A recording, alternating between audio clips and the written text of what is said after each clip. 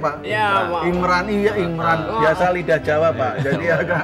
Nah, itu Imran Pak. Sama Imron lain, Pak ya? Oh, lain. Oh, iya, iya. Sama O-nya beda ya? A sama O. Kalau itu Pak Usodo, Pak. Saya Pak Usodo.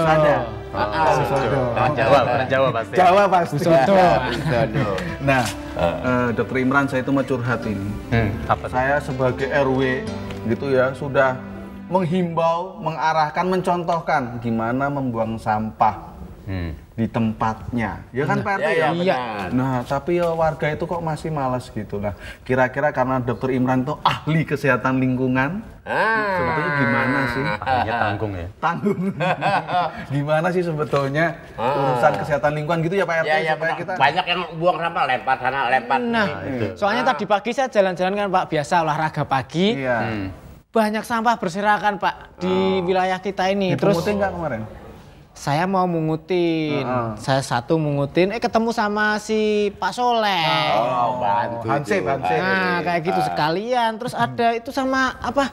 Got-got mampet tuh loh Pak. Iya, padahal ini udah... Apalagi sekarang musim hujan. Nah, itu Pak. Gimana Dokter Imran? Barangkali ada ini, Ya. nasihat ke kami nih. Mungkin dasarnya gini ya, sebenarnya kesehatan kita, ya status kesehatan itu dipengaruhi 4 hal.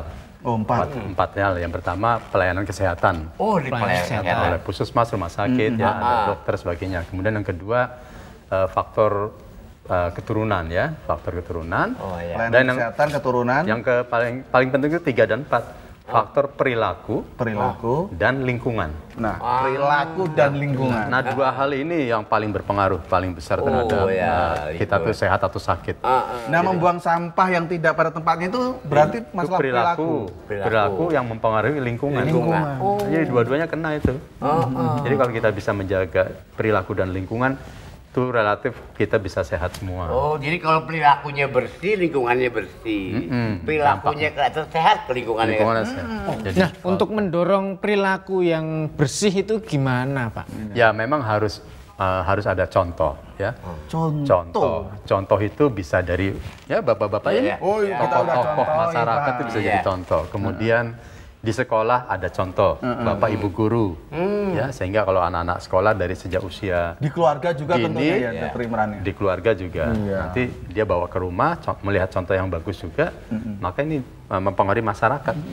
Nah, aku ngomong-ngomong yang perilaku dan lingkungan ini kan yang jadi keluh kesah tadi ya. Masalah lingkungan itu kan banyak Dokter Imran. Barangkali apa saja sih sebetulnya masalah lingkungan ini yang perlu kita cermati betul? Kan saking banyaknya gitu. Mungkin bisa disebutkan beberapa begitu. Ya, kita ada apa istilahnya namanya program yang sebagai inti. Jadi kalau kita mulai dari rumah tangga, setiap rumah tangga menjalankan yang satu program ini, maka seluruh masyarakat seluruh Indonesia itu ada bisa program sehat. khusus untuk itu? Ada program kita namanya STBM. STBM apa itu Pak? Jadi singkatan itu ya, sanitasi total berbasis masyarakat. Sanitasi total berbasis masyarakat. Maksudnya gimana? Ada 5 tuh, STBM itu ada 5. Yang pertama, stop buang air besar sembarangan. Oh, jadi yang kebiasaan utama. Pak RT nih. Oh, saya nggak buang air besar, saya suka sedekah sembarangan. Bersedekah. Syukur kalau sedekah. Maksudnya buang air besar itu juga air kecil juga ya Pak? Iya, termasuk buang air kecil ya. Jadi Air yang sedang-sedang saja begitu. harus pada tempatnya ya. Jadi jangan buang air besar atau buang air kecilnya di Tembok, di taman kayak gitu ya, jangan ya Pak ya. Atau di pinggir jalan itu, atau di yang banyak itu biasanya di sungai-sungai. Oh iya bener itu. Mengotori air ya, air tanah sebagainya. Iya. Itu pertama, stop buang air besar. Stop buang air besar sembarangan. Apal ya? Iya. Tapi rasanya di warga kita ini kayaknya sudah semua punya Udah punya WC. Punya WC, jamban. Ya, bagus. Bisa jamban masing-masing atau jamban komunal ya. Kalau di kota-kota tuh biasanya komunal tuh ya dipakai rame-rame. WC umum. Tapi kan itu juga perlu dijaga kebersihannya ya Pak? Harus termasuk nanti airnya ya, sumber air untuk. Betul. Jadi sumber air tadi harus untuk bisa menyiram atau membersihkan. Makanya sebagai yang kedua, cuci tangan pakai sabun. Cuci Di muka pakai sabun juga, Pak. Itu mandi itu. Itu mandi lah. cuci tangan pakai sabun. Nah ini kayaknya Belum sih. Kita biasanya cuci tangan saja Pak. Mau makan cuci tangan. Lumayan lah daripada Tidak. habis dari kebun, habis buang air besar, ya cuci tangan terus mau langsung makan itu ya. Dampaknya itu kalau dengan cuci tangan pakai sabun itu bisa mengurangi kejadian diare. Diare hampir 90% itu masyarakat Indonesia kalau Padahal itu penyakit yang dekat dengan kita ya Pak. Ya, sehari-hari ya. Iya, sehari-hari. Kemarau, musim hujan, terutama pada anak-anak balita, itu penyebab kematian tertinggi ya diare tadi. Ternyata dengan hanya cuci tangan, Ya, pakai sabun. ya, terus bisa Mengurangi hampir 90% 90% orang diare yang bisa menyebabkan kematian. kematian malah. Bahkan itu penyebab pada tertinggi anak-anak, pada balita anak-anak. ya. Kita itu yang baik itu cuci tangan tuh sebelum makan, sesudah makan, atau apa saja sebetulnya? Jadi cuci tangan pakai sabun tadi terutama sebelum makan. Sebelum makan. Biasanya kita sudah makan cuci tangannya ya malah. Karena minyak. Kalau setelah makan kan karena memang nggak kotor kan. Kotor, iya. Kedua setelah buang air besar. Sebelum makan. Waduh, Setelah buang air saya besar. suka lupa tuh Bang. Buang air besar boro-boro. Takutnya nggak bersih, masih ada sisa-sisa kotoran, terus kita makan itu bisa diare, iya, bisa betul. tipes, Iya. sebagainya ya. Jadi sebelum dan sesudah makan, terus buang air. Setelah buang air besar. Setelah buang air besar, bukan sebelumnya. Kemudian setelah kita melakukan aktivitas Oh iya, kayak kalau kerja bakti kerja kotor. bakti, Olahraga. nyapu-nyapu atau habis bekerja. Bersih-bersih. Gitu. Ya, sebaiknya kita selalu siap cuci tangan. Ya. Lebih baik pakai sabun sehingga kalau kita lupa terus makan ya, ini mudah-mudahan sudah bersih. Ini khususnya ibu-ibu yang lagi menyusui. Menyusui, sebelum menyusui anaknya dia udah bersih juga cuci tangan.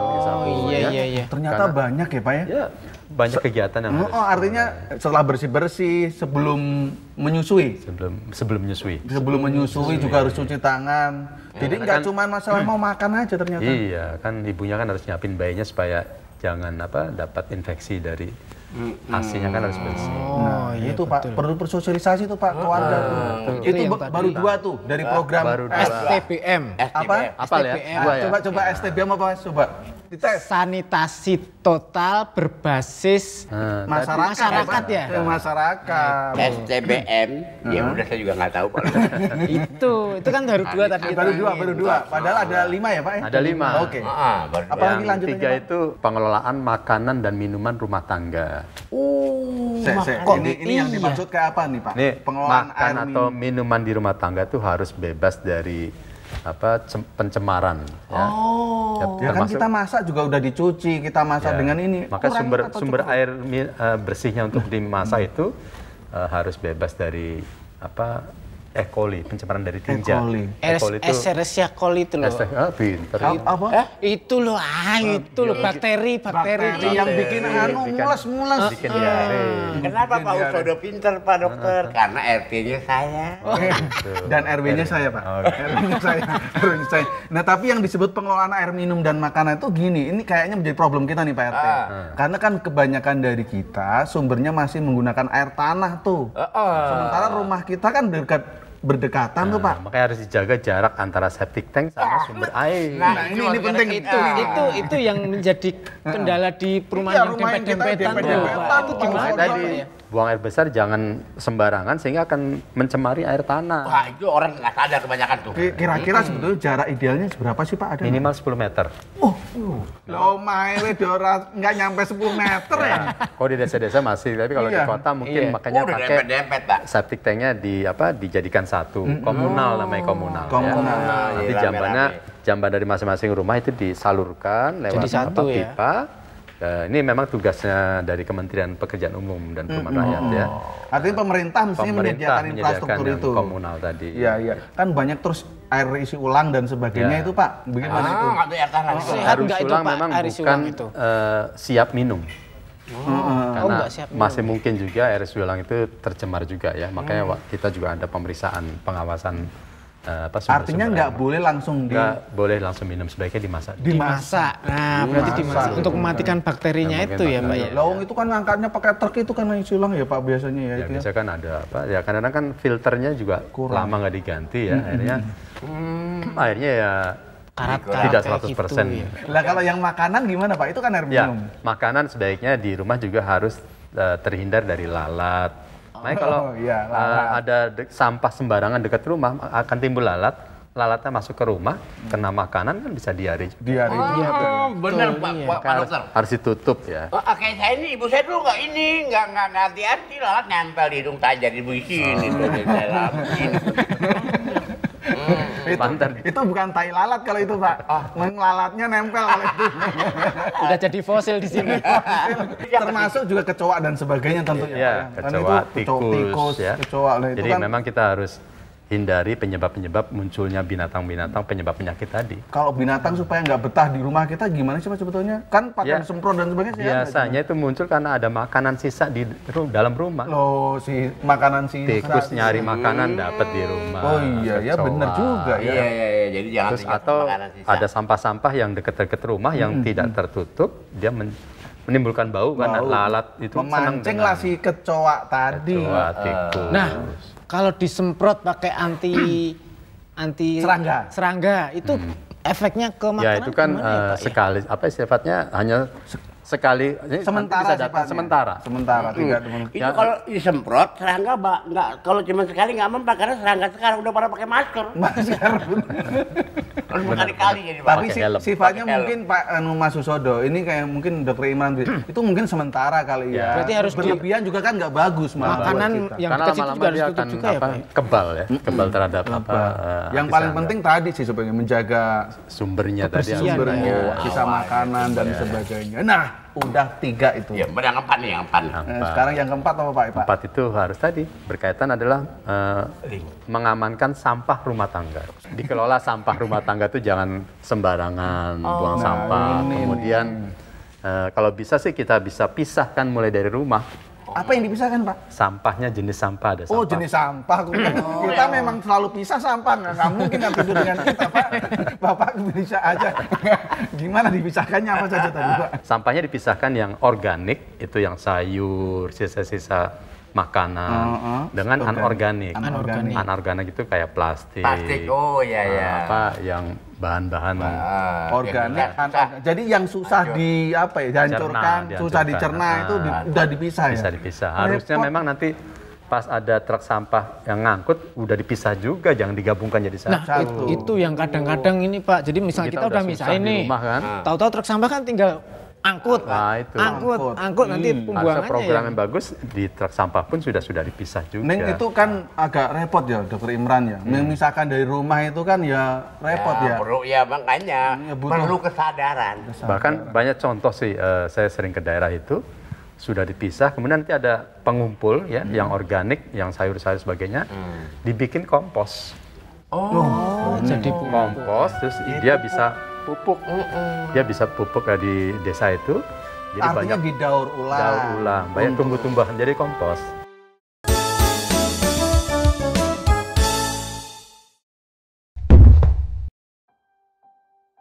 Ini penting untuk setiap keluarga.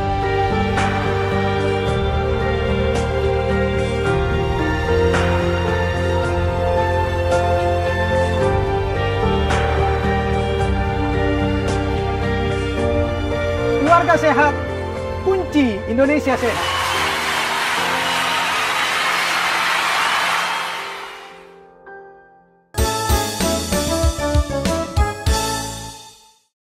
Nah di kita ini, di warga kita Pak RT itu kan memang setiap rumah tangga punya tong sampah sendiri tuh Pak.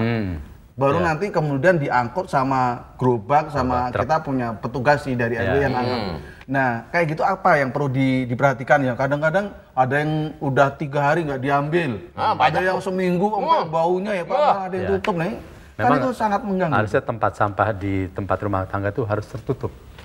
Harus Tertutup ya, karena menghindari tadi yang kecoa, tikus kan sumber makanannya dari sampah ya. Kemudian juga mengurangi polusi udara. Ya. Iya betul. Nah kemudian setelah ditutup tadi, harusnya memang jangan sampai mempengaruhi sumber air. Mempengaruhi sumber Jauh dari sumber air. Yang air tadi bersih, terkait yang ketiga tadi ya, pengelolaan air tadi pengelolaan ya. air tadi. Padahal kan sampah kan di luar Pak, nggak masuk bisa mempengaruhi air Pak. Ya kalau dia kehujanan nanti bekas-bekas sampah tadi kan ngerembes ke dalam air tanah, itu menjadi ngerusak air tanah. Ternyata itu pengaruh ya Pak? Pengaruh. Jadi nanti air tanah yang dulu mungkin masih bagus jernih ya waktu zamannya apa? Zaman dulu lah pokoknya. Ketika Jepang belum Tahun menjadi- abad deh. Iya. Air ngalir itu masih bersih tapi pas udah dekat sampah tuh airnya berbau. Jadi air tanah yang baik itu tidak berbau, tidak berasa, tidak berwarna. Loh, itu bukan air minum. Air minum kalau udah dimasak, ini air bersih. Oh, termasuk di dalam air tanah juga kayak gitu, tidak berwarna. Tidak berwarna, tidak berbau, tidak berasa. Yang Ini yang kelima, Bang. Yang kelima, mengelola limbah rumah tangga. Oh, yang kelima, saya kira yang kelima keadilan sosial bagi seluruh. Itu Pancasila. Oh, iya. Oh, iya. Jadi kita nggak jauh-jauh lima ya ada. Baru pulang penataran. Iya, Pak. Memang peraturan Pak ya. Pengelolaan limbah. Pengelolaan limbah. Limbah ya Apa tadi bedanya dengan limbah itu sampah kan tadi, Pak? limbah itu termasuk yang buang air besar tadi harus ada septic tanknya. Ya. Kemudian ada termasuk sampah juga, cuma sampah yang apa? Yang lebih besar ya daripada sampah rumah tangga, tapi mungkin ada sampah-sampah yang lain. Apa masa kita perlu instalasi limbah sendiri, Ya, Pak? enggak. Itu mungkin di suatu kota harusnya begitu, harus ada yang mengelola sampah secara terpusat. Ya kalau sebuah rumah tangga gimana pengelolaan air limbahnya itu misalnya? Contoh Ya. Pak, yang sederhana saja misalnya. Ya misalkan kalau membuang air bekas, minyak misalnya, tidak ke got sebagainya. Wah, ini. Karena Ini juga yang itu susah akan rata-rata membuat- kita pasti lari ke got, Langsung Pak. ya, langsung. Soalnya gotnya hitam itu. Kan jadi air melambat kan, minyak airnya menghambat sampah-sampah jadi terkumpul. Ya, Jadi betul, Pak. bikin mampet jadi. Hitam itu loh, Pak. Terus bikin mampet. Terus kadang nggak usah mampet di selokan, dimampet di saluran air sendiri Terus aja. yang kasihan kan bisa ikan-ikan yang bisa hidup dari sana mati. Mati. Pak, ikan di mana selokan di kita ini? Soalnya kan nggak bisa Ya, di napas saluran. karena ketutupan minyak itu loh. Iya. Minyak gitu. Jadi Pak Dokter, jadi limbah rumah tangga sama limbah pabrik bahaya limbah pabrik betul ya Pak? Pabrik. Ya kalau rumah tangga nggak begitu kan? Iya. Tenang rumah tangga. Tapi loh, ada tapinya. Ada tapinya. Tapi kan banyak rumah tangga juga yang misalkan masak yang besar atau punya catering gitu ya. Kemudian yang pakai mungkin jadi minyak-minyak tuh loh kalau masak. home industry. Kalau pesta loh Pak RT mau nggak inget Industri, kalau pesta bener. itu loh. Iya, Bang. Jadi seakan-akan ini pengolahan limbah ini menjadi pangkal ya dari Ya, yang ukuran lima kecil tadi. dulu kita harus mulai dari yang kecil dan dari rumah. Iya, dari rumah. Ya ya contohnya tadi cuci tangan pakai sabun harus dialirkan, ya kan itu terus sampah. Gitu makanan sisa makanan itu semua berarti nyambung ke sana ya. Iya. Jadi sekurangnya dengan 5 program tadi sebetulnya kita sudah bisa apa Pak ya secara kesehatan lingkungan udah bagus begitu. Kalau semua rumah tangga sudah berbuat itu, otomatis ya satu desa jadi desa sehat kan? Oh, iya. Mestinya begitu. Desa sehat. Dimulai dari diri sendiri bisa itu ya Pak ya. Diri sendiri, Jadi kalau RW-nya sehat. dia sehat, lingkungan sehat. Iya. Wah, Indonesia. Sekarang dites dulu Pak RT sebagai RW saya ngetes. Nah, STBM itu ada berapa tadi? ada 5. Opo wae. Oh, nomor 5 bilangin apa? Nggak usah urut nggak apa-apa. Nggak usah urut nggak apa-apa coba. Itu loh. Pengelolaan limbah. Iya. Pinter kan? Pintar. Boleh. Terus tidak BAB sembarangan. Iya, terus benar. Terus Cuci tangan pakai sabun. cuci tangan pakai sabun. Nyontek tuh. Terus apa ya Pak ya? Saya juga lupa. Apa tadi Pak RW coba? 3 warna yang udah ini. saya nambahin. Oh, Makanan. Pengelolaan makanan dan minuman. Makanan dan minuman. Terus yang Sama stop satu lagi Tetap udah. B. Sampah tadi. sampah ya Sebelum limbah kan sampah. Nah, Iya. pengelolaan sampah itu. Lulus jadi. Ya. Pak Usodo lulus akan jadi RT selanjutnya. Ya, benar. Jadi saya- Pak Usodo jadi RT, saya jadi RW. Lah terus saya jadi Jadi nggak dokter. Iya loh, menggantikan saya. Oh iya benar lah. terima kasih ya Pak Imran. Lah terus kemudian bagaimana peran pemerintah mendorong kita semua ini Nah, Iya. supaya melaksanakan STBM mungkin Bapak bisa. Ya. Iya Pak. Kita punya namanya fasilitas pelayanan kesehatan puskesmas. Oh iya kita dekat tuh puskesmas. Puskesmas Pak. itu ada di setiap kecamatan, di kota bahkan ada di setiap kelurahan. banyak. Ada puskesmas pembantu. Ada puskesmas pembantu, tapi juga di kota tuh ada puskesmas kelurahan. ya Kelurahan istilahnya. iya. Di sana ada tenaga kesehatan yang kita teruskan program kita ini melalui puskesmas. Oh. Oh, Nanti puskesmas ada itu ya Pak. ada.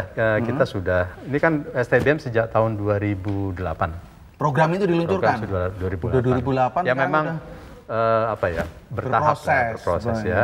Karena nggak mudah juga kita sekian pulau, sekian Iya, 250 juta, Pak. 250 juta ya. betul. Kemudian ada perkotaan, ada pedesaan. Jadi dari petugas puskesmas itu apa namanya ya? Nanti berlanjut melalui kader-kader. Melalui kader mengajarkan, mendorong masyarakat untuk melakukan itu. Kepada nanti kepada tokoh-tokoh masyarakat. Makanya kita sangat ini sekali sangat senang sekali banyak tokoh masyarakat, kader itu bisa berpartisipasi terus menyampaikan. Kalau gitu mungkin kita bisa nanti datang tanya ke kader kita, kan kita ada warga yang kader. Kita tanyakan program itu bukan ya. kader ya? Bukan, Pak. Beda, kader sama kader beda. Bukan kader, minder, Pak. Minder. Wah, bener teman-teman itu Pak, seperti Pak. Saya juga kader lama-lama ngomong sama Pak RT 1 ini, Pak. Jujur saya kalah, Pak. Yang penting kita STBM tadi. Ya, STBM. Kita harus mulai betul itu. Dari keluarga kita, keluarganya Pak Usodo ini jadi teladan kita, Pak. Dia nggak sembarangan BAB dia. Lihat aja kan. Ya soalnya dulu pernah mengalami juga, makanya akhirnya kita menyadari, Pak. Dulu pernah saluran mampet gara-gara itu buang apa tadi, Pak? Limbah sembarangan tadi.